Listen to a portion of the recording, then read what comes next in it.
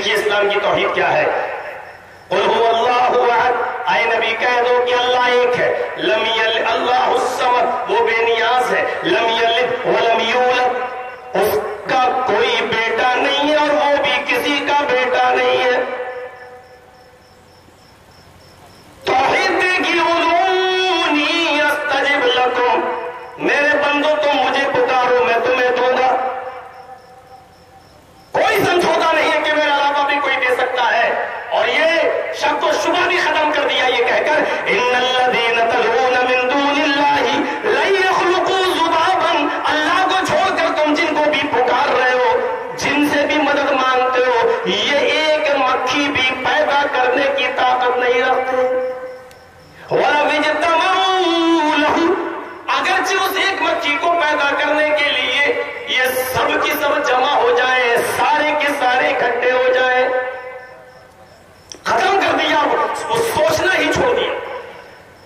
وَالَّذِينَ يَدْعُونَ مِن دُونِهِ مَا يَمْلِكُونَ مِن قِطْمِيرٍ، اللہ کو چھوڑ کر یہ جس کو بھی پکار رہے ہیں، جس سے بھی حاجت روائی و مشکل کشائی کا سوال کر رہے ہیں، جن کے بھی آستانوں پہ جا رہے ہیں، یہ اتنے کمزور ہیں، اتنے کمزور ہیں، اتنے کمزور ہیں، مَا يَمْلِكُونَ مِن قِطْمِيرٍ، یہ کھجور کی گٹھلی کے چھلکے کے بھی مالک نہیں۔ ان تدعوہم لا يسمعوا دعاءکم، اگر تم ان کو پکارو تو یہ تمہاری پکار سن نہیں سکتے، اگر پکارو تو سننے کی طاقت نہیں رکھتے۔ وَلَوْ سَمِعُوا مَا اسْتَجَابُوا لَكُمْ، اور اگر سن لے تو جواب نہیں دے سکتے۔ اس وقت بمبئی میں ایک مولوی تقریر کرتا ہے اور وہ انٹرنیٹ پہ چھایا ہوا ہے، کافی اونچی ٹوپی لگاتا ہے، اس کو آپ دیکھ لیجئے گا انٹرنیٹ پہ۔ اس وقت میرا اور ڈاکٹر ذاکر نائک کا، بس دونوں کے پیچھے وہ ہاتھ دھو کر نہیں، نہا دھو کر پڑا ہوا ہے، اور وہ بالکل ایسے دکھا کر دیکھو دیکھو یہ اہل حدیثوں کا مولوی جرجیز کیا بول رہا ہے۔ پہلے میری سی ڈی لیتا ہلکے سے ٹکڑے دکھلاتا ہے اور اس میں یہی آیت دکھاتا ہے زیادہ تر، ان الذین تدعون من دون اللہ۔